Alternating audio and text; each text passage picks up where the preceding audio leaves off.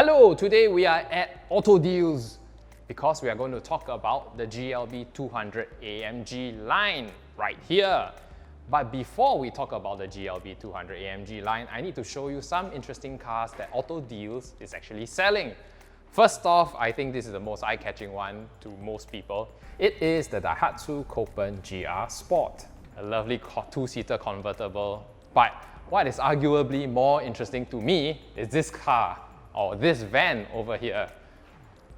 It looks like the Nissan NV200, but actually it is the electric NV200. It's so cool looking. I love it. I need to have it. Okay, now let's talk about the GLB200.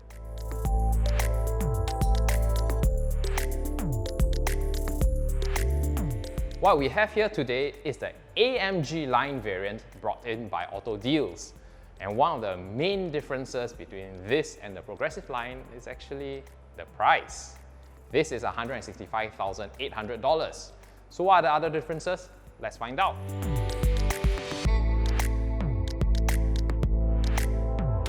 So when you get the AMG line, obviously you get AMG body styling, and it all starts with this AMG grille here. It's the nice diamond studded pattern here, as well as a chrome splitter in the front apron. Alongside, you get performance LED headlamps that has daytime running lamps integrated inside as well. Very cool looking.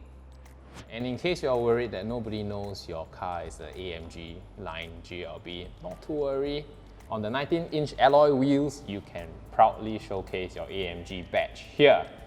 I like this attention to detail where they put the Mercedes-Benz logo on the brake caliper.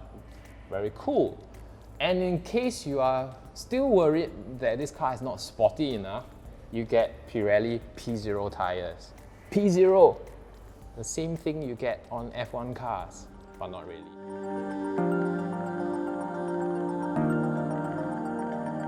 At the rear, you get this nice chrome trim along the rear bumper, as well as this sporty looking diffuser.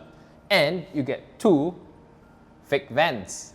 1 out of 100 Singaporeans who are petrol heads will look at this and say, fake vents. But 99 out of 100 Singaporeans will look at this and say, ooh, it looks good and sporty.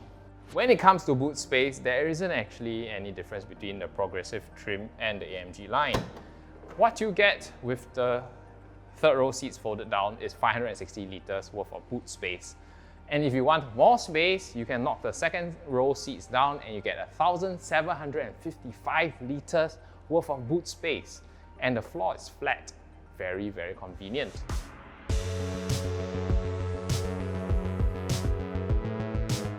Now, the reason why you get the GLB is of course for its 7-seater capability.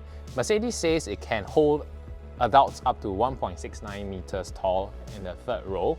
I think most people will want to put their kids in the third row instead. And what I like about the GLB here is that the ISOFIX points on the last row is easily located, so you can put 2 child seats in the last row. Very practical, good stuff.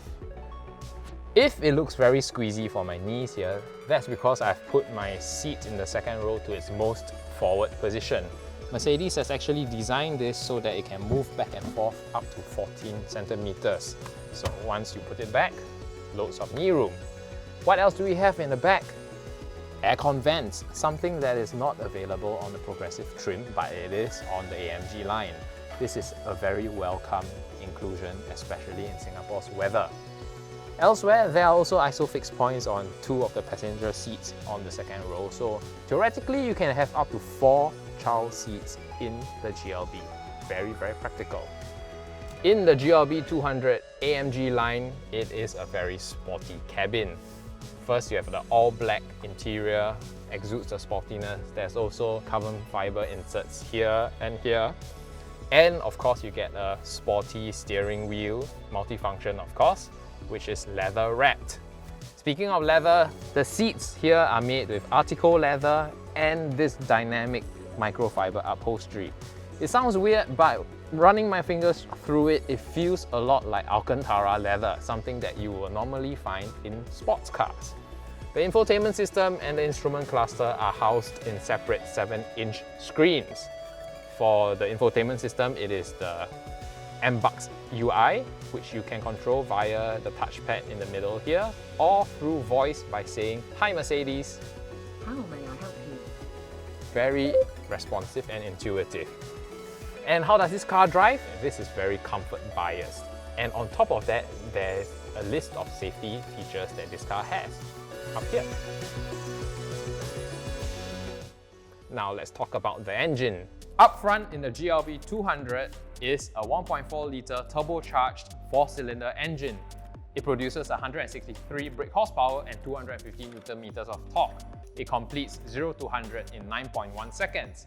And if that is not fast enough for you, Autodealz also brings in the GLB250. That car has a 2-litre 4-cylinder turbocharged engine that produces 221 brake horsepower and 350 Nm of torque. The GLB250 completes the Century Sprint in 6.9 seconds.